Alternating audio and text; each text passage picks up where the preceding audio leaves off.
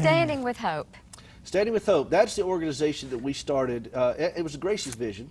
When she lost both of her legs, she really felt called to be able to go and provide artificial limbs to amputees, to people who look like her. And so we did that. We started this organization about 9 or 10 years ago, and we work in West Africa. We provide not only limbs to folks, but we teach them how to do this.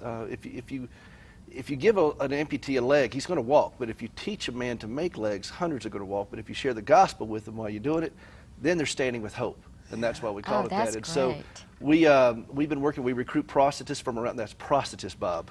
Prosthetists, not prostitutes. They got hookers in Africa. We don't need to send more. They've got them. Can we say that on the air here? No. Okay, well, y'all cut that out then. But it's prosthetists from around the country, and they go over there and they teach local workers how to do this for their own people, and then we equip them with supplies. Part of those supplies, we recycle prosthetic limbs.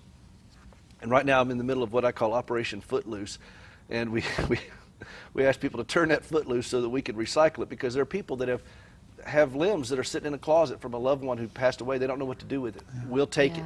And I have a prison in Nashville that inmates volunteer to disassemble those legs for us so that we can recycle the parts, the feet, the pylon, all the way down to the screw level. We can reuse those things and build a custom fit leg over in Africa with those parts. So I told the warden when we started that program, and we're the only ones in the country doing that, only ones in the world doing that with inmates like that with limbs. And I told the warden, I said, now look, this may be the most leg these guys have felt in a while, and I don't want to start something, get people in trouble here, but he thought that was kind of funny. So y'all got a laugh track around here, Bob? I mean, all over here is crickets here. What's the problem here? I mean, come on. I mean, just give me a mercy shake of the camera here, for heaven's sakes. But it's a great program because it's just, it's broken people, working with broken people to collect parts from broken people, to go over there and reach more broken people, and we're all pointing to the one who was broken for us. And that's what we do in a nutshell. We're going to lift them up, and we say to folks, silver and gold have I none, but such as I have I give. In the name of Jesus, stand up and walk. I was doing an interview one time with this guy. He's a really sweet man. He's a pastor.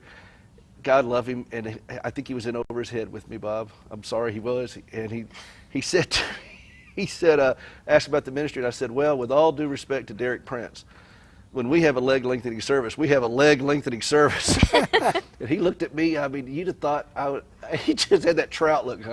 What did you just say? Sometimes I say things for my own amusement, Bob. Yes. So we have a leg lengthening service.